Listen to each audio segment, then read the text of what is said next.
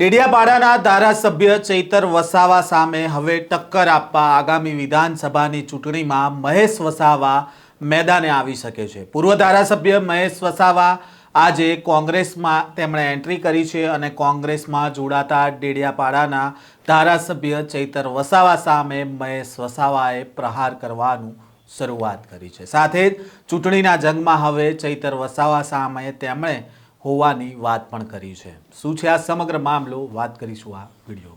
વૈષ્ણવજન તો તેને કહીએ જે પીડ પરાઈ જાનાને રે। નમસ્કાર, નવજીવન ન્યૂઝમાં આપનું સ્વાગત છે। હું છું જયંત દાફડા।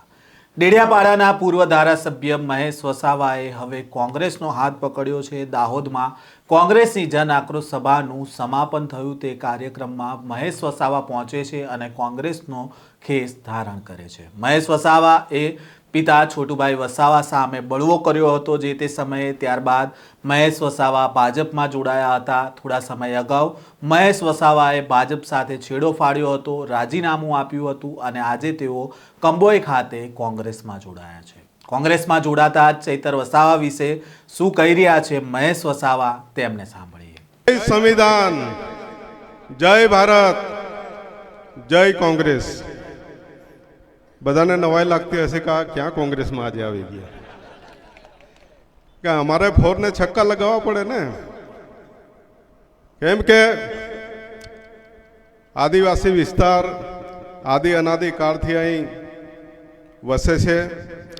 આદિવાસી સમાજ પૂરા ભારત દેશની અંદર સૌથી વધારે આજે ખરાબ હાલત હોય જે મૂળ માલિક છે એ માલિક હોવા છતાં એ આજે કાળી મજૂરી કરીને રાતના દિવસ તડકામાં ઠંડીમાં વરસાદમાં કામ કરીને આજે પણ પોતાના પેટના રોટલા માટે આજે સંઘર્ષ કરી રહ્યો છે।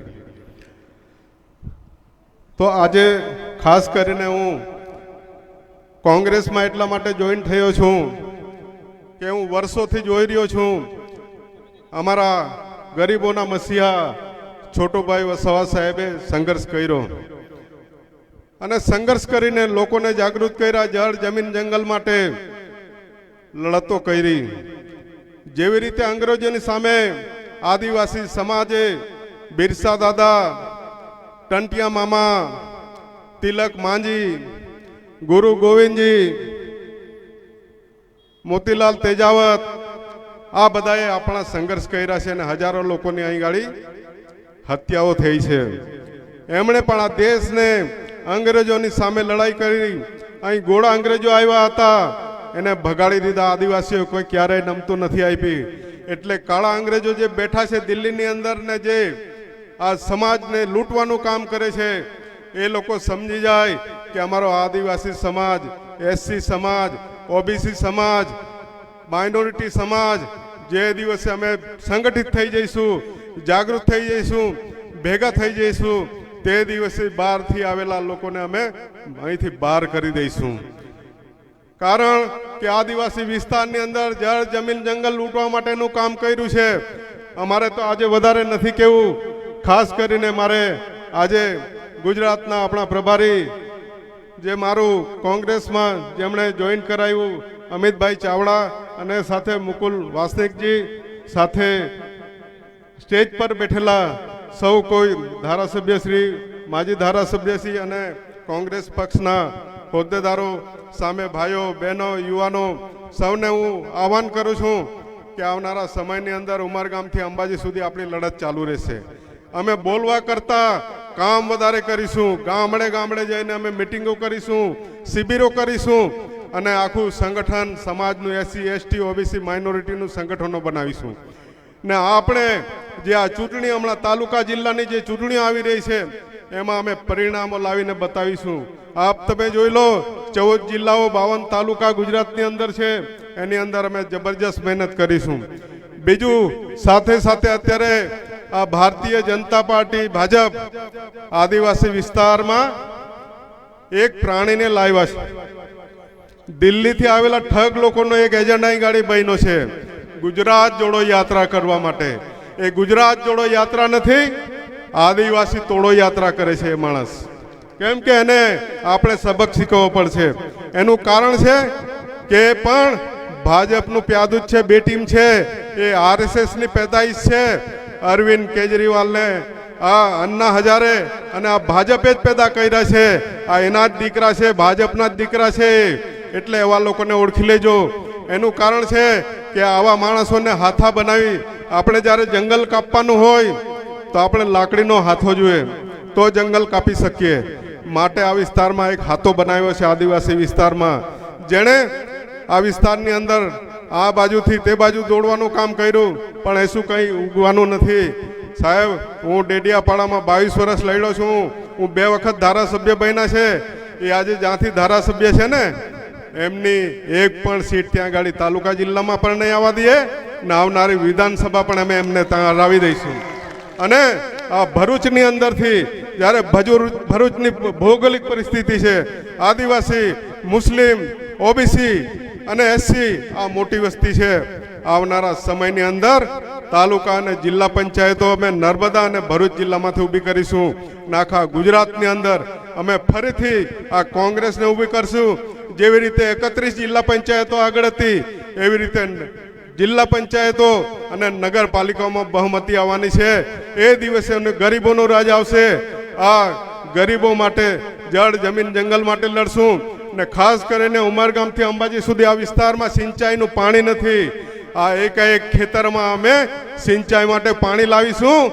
અમારા વિસ્તારમાં પણ અમે શેરડી, કપાસ, તુવેરો બધું કાયમ માટેનું અમારું અનાજ પાકે એવી વ્યવસ્થા આ કોંગ્રેસ સરકાર કરે છે. અને આ વિસ્તારની અંદર જેણે ખનીજો ચોરવાનું કામ કર્યું, જિજ્ઞેશભાઈએ કીધું કે મોટા લોકોના બંગલા શહેરોમાં બને છે. મારો આદિવાસી સમાજ ત્યાં મજૂરીએ જાય છે. કેમ કે આ વિસ્તારમાંથી જે બંગલાઓ બને છે એનું મટીરિયલ આ વિસ્તારમાંથી જ નીકળે છે. પથ્થરો, રેતી, પાણી, અને કારીગરો પણ આપણા જ લોકો છે, મજૂરો પણ આપણા જ લોકો છે. છતાં બી આજે બંગલા એ લોકોના બન્યા છે. ને આજે આદિવાસી વિસ્તારના ગામડાઓની અંદર જો કેમ બધાના ઝૂંપડા જ છે ને. આટલું મોટું જંગલ હતું, એ જંગલ ક્યાં જતું રહ્યું?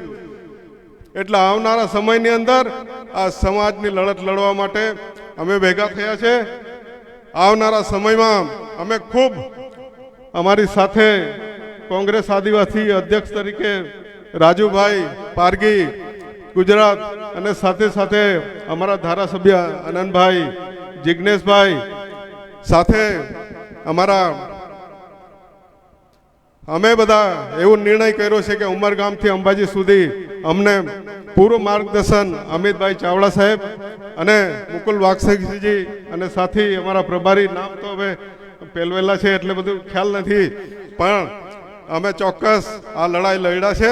તો મારા આદિવાસી ભાઈઓ બહેનોને આવનારી તાલુકા જિલ્લા પંચાયતો છે એની અંદર જબરજસ્ત વોટિંગ કરી અને આ કોંગ્રેસને આપણે ઉપર લઈ જઈશું. અને આપણા રાહુલ ગાંધી જે યુવા છે, એટલે મારા યુવાનોને પણ કેવું છે કે એમણે જે લડાઈ છેડી છે, આરએસએસની સામે લડાઈ છેડી છે, એટલે એને આપણે પૂરો સપોર્ટ કરવાનો છે. બાકીની લડાઈઓ તો આપણે લડતા જ લઈ જઈશું. મણિપુરની અંદર જેવી રીતે ત્યાં ગાડી આદિવાસી સમાજ લડ્યો છે, એવી રીતે ગુજરાતમાં, મહારાષ્ટ્રમાં, મધ્યપ્રદેશમાં અને રાજસ્થાનમાં આપણે લડીશું. તો આવનારા સમયમાં જળ જમીન જંગલ માટે આપણે લડીશું. તો સૌ બધા ભાઈઓ બહેનો, આગેવાનો, યુવાનો, સ્ટેજ પર મંચસ્થ સૌનો ખૂબ ખૂબ આભાર માનું છું અને મારું મંતવ્ય હું પૂરું કરું છું. મહેશ વસાવા ડેડિયાપાડા વિધાનસભા બેઠક પરથી વર્ષ 2012 અને વર્ષ 2017માં ધારાસભ્ય તરીકે ચૂંટાઈને આવ્યા હતા. મહેશ વસાવાએ વર્ષ 2024માં બીટીપી છોડીને ભારતીય જનતા પાર્ટીમાં તેમણે જોડાયા હતા અને તેઓ ગાંધીનગર સ્થિત કમલમ ખાતે 500થી વધુ કાર્યકરો સાથે ભાજપમાં જોડાયા હતા. અને આ નિર્ણયથી તેમના પિતા છોટુ વસાવાની રાજકીય લાઇનથી વિપરીત હતો આ નિર્ણય, અને જેના કારણે પિતા પુત્ર વચ્ચે મતભેદ પણ ઊભા થયા હતા. અને પૂર્વ ધારાસભ્ય મહેશ વસાવાએ 9 મહિના પહેલાં જ ભાજપમાંથી રાજીનામું આપી દીધું હતું અને 1 વર્ષમાં જ પાર્ટીની વિચારધારા અને કામકાજની શૈલીથી અસંતોષ તેમણે વ્યક્ત કર્યો હતો, રાજીનામું આપ્યું હતું. જે બાદ આજે તેઓ કોંગ્રેસની જન આક્રોશ યાત્રા દરમિયાન કોંગ્રેસમાં જોડાયા છે અને આગામી વિધાનસભામાં ડેડિયાપાડા બેઠક પરથી હવે ચૈતર વસાવા સામે કોંગ્રેસમાંથી મહેશ વસાવા મેદાને ઉતરે તેવી પણ હાલ ચર્ચા વેગવાન બની છે. આ પ્રકારના સમાચાર અહેવાલ સાથે ફરી મળીશું નવજીવન ન્યૂઝ સાથે. જોડાયેલા રહેજો.